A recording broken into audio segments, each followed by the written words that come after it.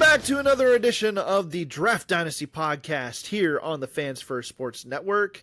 It is all draft all the time here on the Draft Dynasty Podcast. And while fantasy drafts are wrapping up, Andrew, we are recording this as we're in a rain and lightning delay for the Eagles-Cowboys game. So that one is in play. The NFL season is here. It is upon us. There are games happening tonight on Friday. If you are listening to this during the day on Friday, and then we've got the full slate of Sunday action, as well as college football week 2 rolling in this Saturday. So lots to get to today on this show. Andrew, welcome in. How are you doing tonight? I'm doing much better than I deserve, in the words of Dave Ramsey, and I'm excited to be talking about some mixture of fantasy football, real football, draft, whatnot. I'm just excited. We have legit football to talk about again. We hit it all on this show. That's, part of what we do. We want to be able to hit the fantasy landscape, the college football landscape, the NFL draft, and then also just NFL news and notes. And I think it's very fitting that as you get into week 1 of the NFL season, you've got so much going on from all of these different angles. It's really a big time of the year for us. And we're going to get down into the topic of today a little bit later, some fantasy players that we think you could go ahead and trade for before they hit the field in week 1, and a few players that you could go ahead and trade away before they hit the field as well, while their stock is where it's at. So depending on the situation, the player, I think that will determine a little bit of where we come from on these different players that we're going to mention. But first, Andrew, I did want to ask you, college football week 2. Week 1 was a doozy. It was really, really fun. Lots of stuff happened. We had big games. We had surprising finishes. We had upsets. We had beatdowns. Everything that college football has to offer, right? We had in week 1.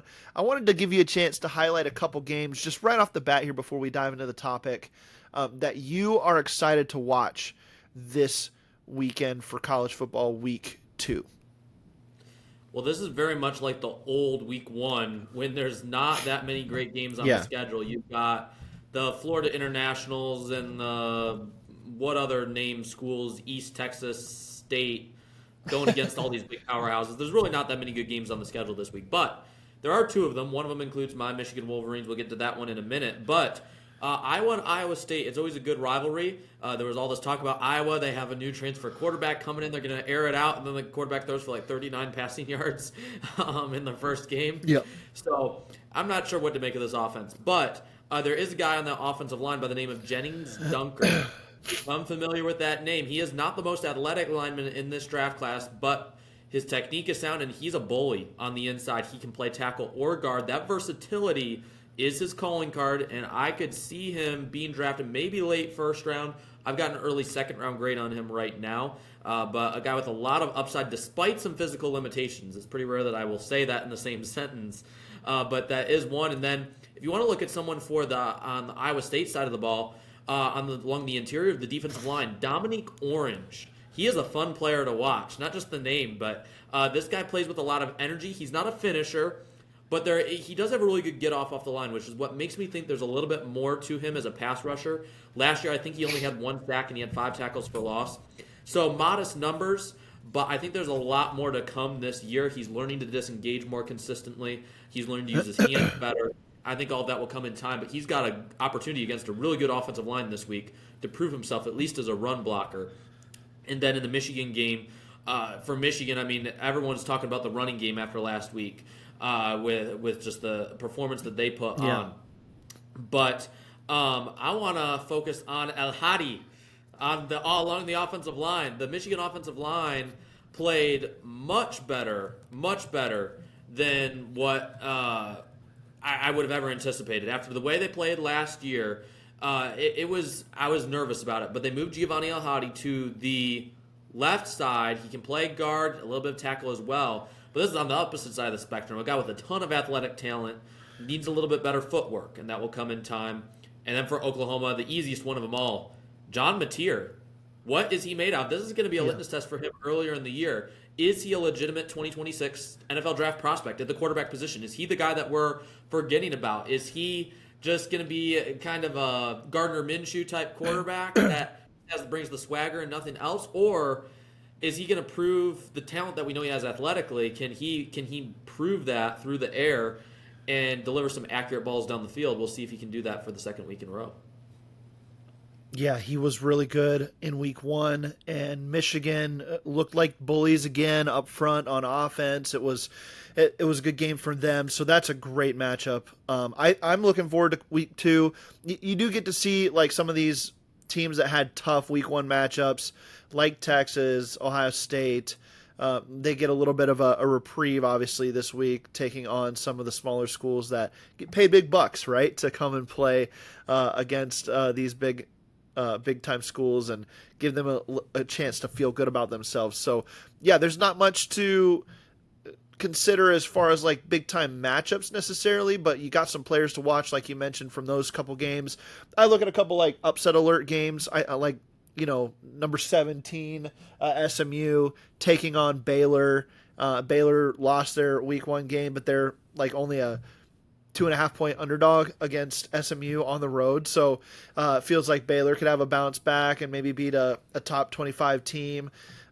There's some of those out there. There's a Duke and Illinois game that's going to be interesting as well. So, you can find good college football to watch this weekend for sure. But definitely the highlights, the ones that you mentioned there already. Let's go ahead and dive into our topic here. We're going to dive into fantasy players. You can probably... Let's do the trade for first, and then we'll take a break, and we'll come back and do the trade away players. But, Andrew, I guess I'll start here. I wanted to talk about a guy that is near and dear to your heart, a Michigan product and a quarterback now for the Minnesota Vikings as he enters year 2, but has not played a snap of regular season football for the Minnesota Vikings due to the injury last year. He's healthy. He's playing in a system that elevates quarterbacks better than almost any other system in the league outside of Kyle Shanahan over in San Francisco and Sean McVay over in LA. But Kevin O'Connell and this Vikings team, they are suited to elevate J.J. McCarthy, and it might be tough to get him, actually. But if you can get him now, I think this might be the lowest his stock is going to be for a while because of, they're playing a Bears team on Monday night in the spotlight. Andrew, if he has a good game on Monday night against the Chicago Bears, there's no way his trade value is this low ever again because it's going to be nationally televised. It's going to be against a division rival. It's going to be against Caleb Williams, right? If he outplays Caleb Williams, I think that there's going to be a real... not aftershock, but like a real look at this guy as a legit guy in the league. So go ahead and maybe trade for him now. If you don't have a solid quarterback option this season, he might be a guy you could go get. Yeah, it's J.J. McCarthy, though this is a dream scenario for him, just this play style. He already is familiar with playing under center, doing a lot of play action. He did it at Michigan. It's not a big learning curve for him, and we already know that Kevin O'Connell does such a good job just with that learning curve for quarterbacks, simplifying the playbook, but still finding creative ways to scheme receivers open. It is a great scenario for any young quarterback to go into. I really like J.J. McCarthy, and like you said, this is a great opportunity for him to prove himself. And for Caleb Williams, that's who the pressure's on in this game. J.J. McCarthy, this is his first NFL game, but nobody really knows what to expect. There's a lot more on the Caleb Williams, which was funny. I saw a post today on social media talking about Caleb Williams, and I just kind of laughed because I was bigger on Jaden Daniels and all that. So I saw that the two Vikings male cheerleaders aren't going to be allowed to enter Soldier Field on Monday night. Because Ben Johnson believes that Minnesota is using the cheerleaders in an attempt to seduce Caleb Williams. Oh, gosh. Anyways, back to J.J. McCarthy. He is. You need to trade for him now if you can. I'm in a bunch of leagues with a bunch of stinking owners that won't trade him away. It's driving me crazy because I tried to draft him and couldn't. Yeah, he's a guy that I was kind of holding off on. I had other quarterback targets, but the more I look at it, it's like if I could get this guy on a good deal right now, maybe somebody's got a good quarterback already, or they need help at tight end or wide receiver, and you can help them out there and stash a guy on your bench like JJ to figure out what he's going to be down the road if you're not sure about your quarterback spot. Feel like he could be a good player for that. Andrew, who's your first guy that you're trading for before the season starts here? So one of the guys that I'm trading for is Dave Njoku from the Cleveland Browns. Now, I know this week he's getting a really good matchup, so I mean, everyone's bumping him up in their weekly matchups here. But if you want to trade him, I mean, you're an idiot at this point because there's ultimately so many weapons that are going to garner any level of targets there. That's Cedric Tillman and Jerry Jeudy. The running backs, you're like, oh, well, Joe Flacco, there's going to be a lot of check down passes in this offense. To who? Quinshon Judkins can catch passes. He's not the best hands catcher in the world.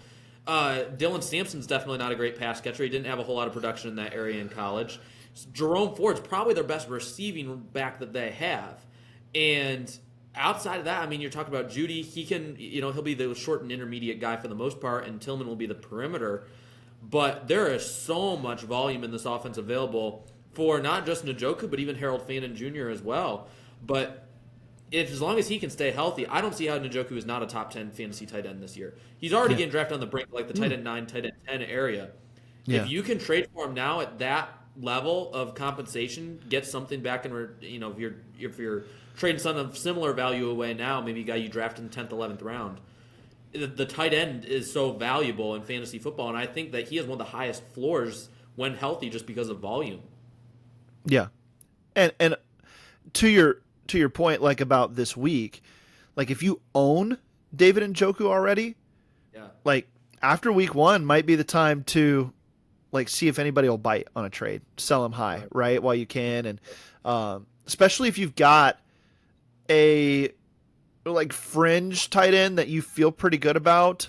Maybe you went after one of the rookies like Tyler Warren as a second tight end on your roster. If that's the case and you feel kind of good about that and you just want to improve somewhere else, then maybe make that trade as an owner after this week if he has a big week against a bad Bengals offense or a bad Bengals defense. I've been saying kind of the same thing about Jerry Jeudy too.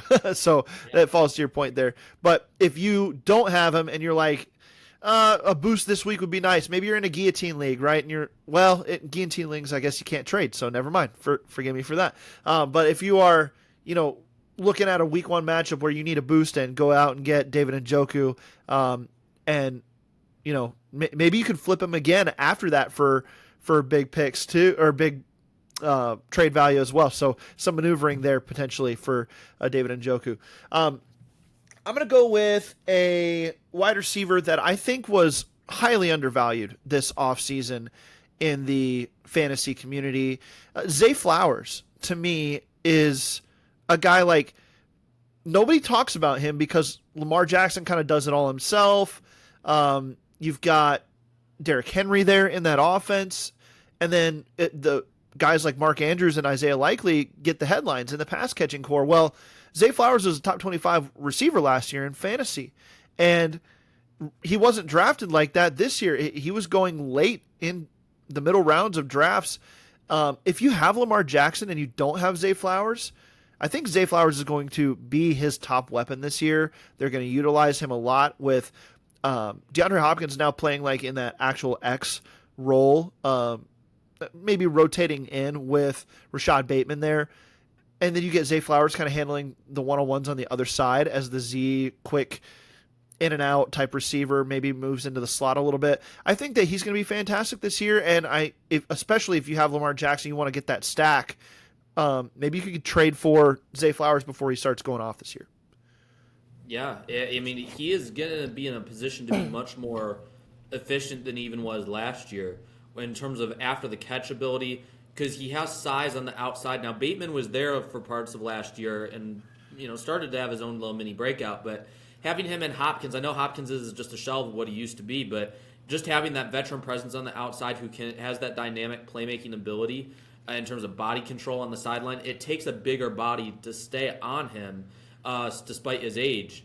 So you're taking physicality away from the interior. When Flowers is running crossing routes across the middle, that's one less person that has the physicality to be able to mess with Flowers' speed. You have to match speed for speed, and as we've seen with Zay Flowers, that doesn't always work great. He is strength against strength usually is favored Zay Flowers in his matchups in the NFL. So I like what you're saying there. I like the Zay Flowers and that he's gonna be the guy in that offense this year in passing game. Yep, I agree. I think he's going to be a big time player. All right, who's your second guy that you want to talk about? This one we mentioned a little bit on the show last week, and that was Marvin Mims. And again, opportunity is just there. I don't believe for a minute that they would have traded Devon Vele, who Coach Payton seemed to really, really like. I don't think they would have traded him away if they had any hesitations about Marvin Mims being able to handle the wide receiver 2 in this offense. I know they have Troy Franklin. I know they drafted Pat Bryant. But Vele was one of the, hard to believe it, more tenured receivers they had in the room, even though he'd only been there a couple years. Marvin Mims is the guy outside of, I mean, would you be at all surprised, Jeremy, if Marvin Mims outscored Courtland Sutton this year in fantasy? Is that impossible? No, it's not. And especially the way that Bo Nix likes to play, right? Where it's kind of like dink or dunk or way down the field. So who's the guy you're going to want to get the ball into the hands of quickly on the outside? It's Mims. Who's the guy you're going to probably target down the field as a deep threat? It's Mims. So I like that. Right. And, I mean, not an incredibly terrible matchup in week 1. I mean, everything is just pointing toward Mims. I don't like starting unproven guys in week 1, and Mims has only proven himself just a little bit at the end of last year, but this guy is going to have weight. I mean, he's going as like the wide receiver 40-something still in drafts, like the wide receiver 46, I think. And that's just in the most recent ADP. That's not even counting earlier in the summer when he wasn't even getting drafted at all. So get you Marvin Mims. If he's for some reason on your waiver wire, he shouldn't be. Pick him up. And if somebody else has him and is not completely sold on him, they just draft him because he is okay. He's the best option there was. If someone is willing to trade Marvin Mims, trade for him now, and don't be afraid. Yep. If you have 2 good tight ends, let's say you have George Kittle at tight end, and you have Kyle Pitts too. I love Kyle Pitts this year. I think he's going to do great. But if the other guy needs a tight end, mortgage Pitts and get Mims. I mean, do whatever you have to do to get this guy in your roster. That's funny because I told you I was going to talk about Colston Loveland next in the pre-show, but I changed my pick to Kyle Pitts as my trade for guy at tight end because like everybody's out on him now because he's such a post-hype type player. Everybody's been hyping him up for every year since his rookie season, and it just hasn't worked. This might be the time it actually works, people, and you could get him for a steal, and he has top 10, maybe even top 5 fantasy tight end upside. I mean, this is a position where it's going to be boom or bust every week outside of the top 3 guys, really. So if you land Pitts and he is a big part of this Falcons passing attack that's going to be dynamic, I believe, and have high volume for its pass catchers, then go ahead and get yourself some Kyle Pitts and get him on your roster. Yeah, I'm definitely cool with Kyle Pitts. I was just using him as an illustration. It's funny that you right. Is that? But I mean, I love Kyle Pitts. When you look at his numbers, what he had the last 3 weeks, I know it's 3 weeks, but with Michael Penix Jr., everyone in that offense did so much better, and it's hard to believe because they didn't light teams out of the building with their offense when Penix was in there. Like, they weren't lighting up the scoreboard, but they were so much more efficient than what they were before that. Like, it was a night and day difference. I think that in and of itself is enough to be excited about Pitts. Is this the last year, though? Like, if it doesn't work this year, it's over, right? We're done. We're out on Kyle Pitts. Yes. Yeah, okay. This is it. This is your last chance, Kyle Pitts. Yeah, exactly. This is your last chance, Kyle Pitts. Make the best of it. Andrew, you got one more trade for candidate before we go to break. There were a lot of other later round guys I wanted to get into, or even some middle round guys, and I don't have time to get into them. I thought of Calvin Ridley and thought of a couple other guys later down the board, but I can't help but see Bucky Irving, who I'm not a big fan of as a player. Like I wasn't a big fan of him coming out in the draft. Don't love his play style or find anything super fascinating about it, but the opportunity for him is so great. He is, according to Fantasy Pros, he's going as the RB11 in ADP right now, 24th overall. Right. I think he is one of the safest bets to be a top 7 fantasy running back this year because of his high floor, game script, good offensive line, and you don't have Rachaad White that is the same threat that we thought he was going to be last year. I mean, we drafted Rachaad White in the 3rd and 4th round in fantasy drafts last year thinking he was going to be the guy. And, I mean, even as the season went on, Bucky Irving was still splitting a lot of time with Rachaad White, and Rachaad was getting his carries. He's not going to have a bigger role this year. Sean Tucker, he looks okay, but he's not going to have a bigger role than Rachaad White had last year. That opportunity is only going to grow, and it's not one of these scenarios where it's like, oh, if he gets more carries, he's not going to be more efficient. No, you have so many weapons at wide receiver, especially once McMillan gets healthy, and Igbuka and Godwin. You got 4 receivers you got to take care of, and then Cade Otton as well is still at tight end. You can't stack a box against Bucky Irving. Like defenses can't afford to do that. So I think it's not the most attractive. It's not the most appealing. He's not this big 225-pound back with 4.4 speed that we think is going to be the next fantasy dominant running back. But the situation is just too good. And at RB11, I mean, I would if I'm picking in the middle of the 2nd round and he's still sitting there, I would probably take him over Christian McCaffrey just because of health. Yeah. For health reasons. Yeah. That's close, but I would probably take him over that because I know then I don't have to spend a later round pick on a handcuff either. So I like Bucky Irving. I wouldn't be opposed to someone taking him as high as 10th or 11th overall. And I think that he's rated right now as my RB5, RB6. He's right on the fringe with Ashton Genty. So I really am surprisingly high on Bucky Irving. Trade him now while his stock is low. This is on the same level, as you talking this favorably about Kyron Williams. It's just not your type of back. No. They're the same player, right? They're the same player, but yeah, the volume is there for both guys. Kyron Williams, he's probably going to be just fine for fantasy again this year. Blake Corum probably gets a little bit more run than he did last year, but I mean, not enough to keep. Yeah. All the running backs will average 3 yards a carry and have 5 touchdowns a game. Right. Exactly. That's how it goes. And you just got to ride with it. So I like that one a lot too. Sometimes people are willing to, give up guys that aren't flashy, right? Just maybe try to send over a flashy type player, a wide receiver, something like that, and see what you can get. So good stuff there on the trade for guys. When we come back after the break, we'll be telling you which guys you need to be getting rid of that you drafted before the start of the regular season. Before the start of the Sunday slate of action, that is, outside of these guys playing here tonight. Philadelphia and Dallas, which has resumed play actually at this point, so we'll be tracking that as we continue to record the Draft Dynasty podcast tonight. Don't go anywhere. We will be right back after this short break.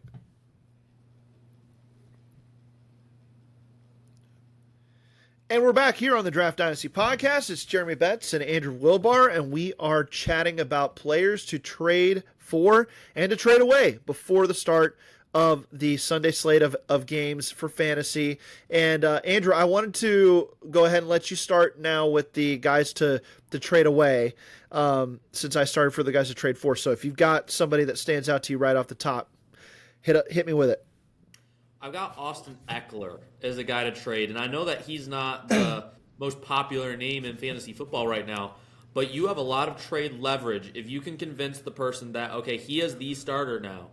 I know that a lot of people are on Krosky Merritt and whatnot, but people read way too much into depth charts. People are looking at this Washington depth chart and freaking out, saying, okay, why is Chris Rodriguez the 3, Krosky Merritt the 4, Jeremy McNichols is ahead of both of them, what's going on? It's not going to stay that way. But you can use that as leverage if you have Austin Eckler, which I feel kind of sorry for you if you do have him. I would try to trade him now. One, because of his age, he's got durability concerns as is. But you can use this as for a team that may be a little bit low on maybe they're just a little bit low in general on running back depth. Maybe there's somebody else in the league who has cross-scheme merit, and they want to have them, and there's just more value to them. Move on from him now while his stock is high, since he's the starter, to only Jeremy McNichols is the backup. You can use that a lot if you play it wisely. You always want to promote, when you're doing trades, you want to promote the players you're giving away without knocking the players you're getting in return. Because if you I've tried that before, when you ask him for something back in return, and then you're like, oh yeah, he's not that good, you probably don't want him anyways. And they're like, okay, well, why do you want him, right? The key to trades is to proving their value of the player, of the value that you're trying to give away to the other team and what it does for them. And where the depth chart is in Washington right now, you can do that with Austin Eckler. While we're on that subject, and actually Austin Eckler was my first guy as well, so we're in total lockstep on that. And while we're at it, a lot of people in their fantasy leagues are so quick to veto trades because they don't think it's fair, or they think that it's like, from outside looking in, it's like just unbalanced or something like that. Take a little bit of a deeper dive before you go too far into that. Don't veto unless you absolutely think that there's like collusion or some kind of crazy backdoor stuff going on, because what is valuable to you in your roster may not be the same value chart system that the person who is making the trade is using. And so, don't be so quick to veto these trades. Let trades happen in your league. It makes leagues more fun. It's helping out. Like, if somebody agrees to a trade, usually it's because they really believe that that's going to help their team out. So why keep that person from being able to do that just because you think it's unfair? It's one of my biggest pet peeves in fantasy. Quit vetoing trades just because you're not getting that trade, or because you think that it's a little unbalanced. Just because it's a little unbalanced to you doesn't mean it's always unbalanced to the other person. So that's my rant for the night, Andrew. I agree with that, although I will say there are extremes to that. I was in a league this past week. We did a draft, and that night there was a crazy trade that went down. The guy had never played fantasy football before. Okay. I know he was super smart at football. Now I thought that this guy had probably played fantasy football for years. He never did. He follows football. He's a big Vikings fan, all whatnot. So after the draft, he needed a tight end. He only drafted Dalton Kincaid, and he's like, man, I got to figure out a tight end. He's a Vikings fan. Oh, T.J. Hawkinson. I should try to trade for him. So he trades away stinking Malik Neighbors. Oh! Hawkinson. So I had to step in. I'm like, okay, I don't like vetoing trades, but this is one that we've got. I think we're going to have to veto just a little bit here. But I do understand what you're saying. Was it straight up Malik Neighbors for T.J. Hawkinson? No, he offered more than Malik Neighbors. He offered like two other players with Malik Neighbors. No. Okay, yeah, that's just like save a guy from himself a little bit there. So that's a little different. That's funny. That's good. Every league's a little different too. So for sure, take that with a grain of salt, I guess. Okay, this is going to sound counterintuitive to everything I've talked about this offseason, but hear me out, okay? My other guy, since we both had Austin Eckler, Travis Hunter, okay? Think about all the hype for Travis Hunter right now. First two-way player we've had in a long time, rookie phenom. Oh, wait, the depth chart came out, and he's a starting wide receiver on the depth chart for week 1, but he's not a starting corner. He's a second-string corner, so he's going to be playing mostly offense. Ooh, this is starting to feel good, right? Well, let's look at this throughout the season here. Number one, he is not the number one target in his offense. And this is a team that is going to run the football a lot, and it's a team that's going to utilize the screen game a lot. They're going to utilize Brenton Strange as a tight end in the screen game. They're going to spread the ball around, and they've got Brian Thomas Jr., who's an established star, really, now, even after just his rookie season.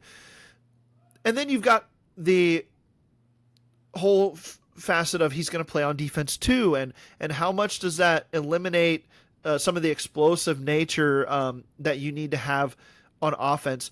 There's so much hype around him right now. It's kind of like you could sell high on him right now and get a guy or two that are going to help your roster a little bit further down, maybe a couple guys that you feel a little bit more comfortable about in the flex spot or however you want to handle it. But as much as I love Travis Hunter, for fantasy purposes, he's a very tough evaluation. And if I'm in a league where somebody's like, man, a big Jacksonville Jaguars fan or a big Travis Hunter fan, big Colorado fan even, like I'm going to see if I can manipulate that a little bit to my advantage and gain some assets for a guy that I think is going to be overvalued for fantasy this year. I to an extent agree with that. I think that the upside is undeniable, but sure. There takes so much processing to learn as a rookie, just to learn one playbook, but to learn two is a lot. And I am still a bigger believer in Hunter as a defensive player than I am a wide receiver in the NFL. I think that he could be great at either one if he just chooses to do one. But doing both, if he's trying to do both, I think his upside's higher at corner than it is at wide receiver. And the reason being is because if the coverage is basic, and I imagine those are the schemes that he would be playing in primarily,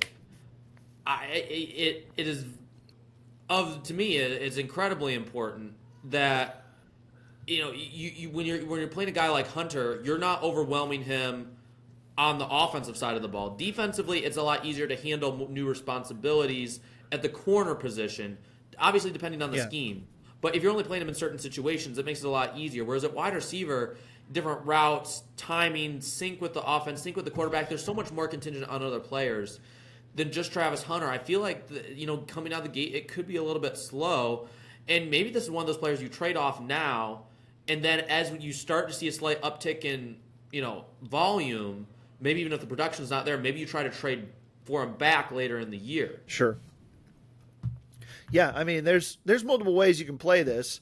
And if you really think like he's going to go off for fantasy as a big play. Big play almost went down in the Cowboys Eagles game, so I got distracted there. But if you really think that he's going to be like a star, then yeah, I absolutely ride with him. But if you think that he's kind of going to be more like where he's playing, right? Travis Hunter is projected this week more points than a guy like Jacoby Myers, Juwan Jennings, and even like Matthew Golden he's projected more points than this week. Like I look at those three guys, and to me, there's a clear path to the number one receiver for all three of those guys on their team, and I don't see that for Travis Hunter. So if somebody's willing to trade me one of those guys for Travis Hunter, I think I might be willing to do that. Yeah, I would agree with that. I wanted to give you another name that I've been thinking about, and one of them is James Conner. I don't want to just stick with all running backs here, but I do think that the split is going to be a little bit – it's not going to be 50-50, but I definitely think it could be like a 70-30 split, and maybe it helps Conner stay healthy, but I don't know how many more years we can go on hoping that Conner just makes it through another healthy season. Like he's over 30. At some point in time, he's going to get back to his days of old where he's going to start breaking down and getting injured again. Like I don't want to predict it. I don't have anything against the player itself. But he's going as the RB20 right now in fantasy, which to me is way too high. If you do have him on your team, though, and you're just getting to our podcast, because neither of us have advised you, I think, to draft James Conner, I think if you can trade him now, I mean, DeAndre Swift, you're probably not going to be able to get for him. It's probably not going to be a straight-up deal. But if you can afford to get rid of a running back, move on from him if you're running back heavy. If you need another running back, maybe package a deal together see if you can get like a Mims and a Krosky Merritt together for a James Conner. That would be a package that doesn't sound good at all, but I'd almost be willing to make just because of the upside. Yeah, I like that. I have had, I've had my concerns like with the player, with his usage and everything, but and with the health concerns, but I also think like Trey Benson factors into this category or into this conversation a little bit more this year than he did last year as well. And I mean, even if maybe you don't do it this week, if you can, that's fine. But maybe you do it after this week. They're playing a Saints team, the Cardinals, that's not going to be very good. And maybe James Conner has a big game. Maybe you could get even more for him next week. But he is one of those guys to be very wary of this year because of the age factor, because of who's behind him. And it's a Cardinals team that I think is going to throw the ball a lot too. So speaking of guys who are going to throw the ball a lot, CJ Stroud is going to throw the ball a lot. And I don't know if it's going to be super efficient this year. Again, for them, because the offensive line is just not good. It's just not good. I know he's got weapons galore. I know he's got Nico Collins. I know he's got Jaden Higgins and Jalen Noel and all these guys now that you really like. But I think that in the end, when you're looking at CJ Stroud as a fantasy quarterback this year, I just don't feel comfortable with him as a QB1 for my roster. If I'm in 2 QB leagues and I've got a third quarterback that I really like or I feel pretty good about on my roster, I'm going to see what I can get for CJ Stroud right away. And I'm going to hype up those receivers. I'm going to hype up the new offensive coordinator and some of these things that you're expecting to be a little bit better this year than they were last year, and see if you can get a trade package for him, because I just don't feel really good about him on my roster this year. In one other receiver that we didn't mention in the first half, guys, that to get later, but could be a trade target if you're trading a guy like Connor and you want to get a receiver back. Juwan Jennings, now that he's restructured his deal, I mean, he's still going extremely low, and you can. I mean, I love Ricky Pearsall, and I think he's the most talented receiver there right now that's healthy. But Jennings is the tenured one and could easily be the one. Yeah. There's several guys you can go with here in this category for sure, and I'm excited to see some of these changes across the league. Like, I thought Brock Purdy was really good last year, even though there were a lot of issues with that team, a lot of injuries. I think he showed more last season than maybe he did even in a couple of the Super Bowl run seasons that they went on, right? Or playoff run seasons that they went on. So a guy like Juwan Jennings or Ricky Pearsall is very attractive to me this year as a fantasy asset because of that, and because you're not going to get Brandon Ayuk for a few weeks to start the season here. So, play it wisely, but don't be afraid to maneuver before your season even starts, because doing so can get you out ahead of the ball game, either by adding a guy that's going to have a big year potentially, or getting rid of a guy that a couple weeks from now you're going to be wishing that you had shopped or hadn't drafted. So, all right, Andrew, good stuff here. It was a lot of fun. I'm going to give a couple games real quick. It's kind of like, excuse me, a couple games to really target for fantasy this week, especially in IDP, or I'm sorry, not IDP, DFS leagues, tournaments, whatever you want to do, where you're just like playing daily fantasy type stuff. Go get your Baltimore Ravens and your Buffalo Bills this week. I think they're going to be, trying to score a lot. It's a high-powered game. Baltimore versus Buffalo in Buffalo. It's early in the season, so it's not going to be as cold, right, in Buffalo, so you got some opportunities for scoring. Start as many of those guys as you can. And then the other game I want to bring up is the Carolina Panthers at the Jacksonville Jaguars. Two teams that I think are going to be improved this year. Two teams that, with Liam Cohen now the head coach in Jacksonville, kind of know each other a little bit because of Cohen's time in Tampa. But two quarterbacks that are on the rise. Two offenses that I think are going to be on the rise this year, and some playmakers. Ted McMillan for the Panthers. You've got Travis Hunter and Brian Thomas Jr. for the Jaguars, and I just think that game specifically, neither defense was good last year. I don't think either defense is going to be vastly improved this year. So give me some big plays in this game, and wanted to highlight those two games from a fantasy perspective to be very wary of, and use the players that you have from those games, because I think they're going to score a lot of points. Andrew, any final thoughts on this episode? Anything you've got coming up, written or otherwise, that you want to talk about before we head out? Well, since you mentioned IDP, I thought I should mention that if you really want to trade for a player in IDP leagues, make sure you get Travis Hunter, because he can get you points both ways as a defensive player, and he can get you points as a receiver. So it's kind of like the Taysom Hill cheat code for the system. If you can get him as a defensive player and start him as a defensive player, depending on your league settings, he's like in every IDP league I'm in. It's like linebackers are usually the way to go because they have the high floor because of the tackles. But if I'm not starting a linebacker, I'm starting Travis Hunter because I'm going to get offensive and defensive scoring from him. So. Right.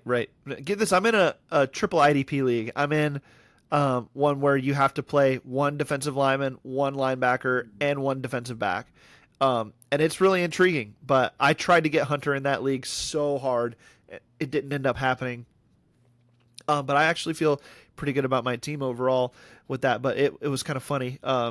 I've never played in one where you play all three. So it's going to be interesting to see how that goes. Lots of different formats for me this year in fantasy. So, all right, Andrew, good stuff. Thanks for joining me. Thank you all for tuning in. I hope you like and subscribe to the YouTube channel. I hope you follow us, like us, leave us a comment wherever you get your podcasts. We appreciate it. We always appreciate, obviously, any time that you can help us promote the show. So do that for us, and we will be forever thankful. Tune in next week to this show and others as we prep for week 2 of the regular season and recap week 1. It is back. Football is back for us, so stay tuned to all of it. Until next time, keep drafting, everybody.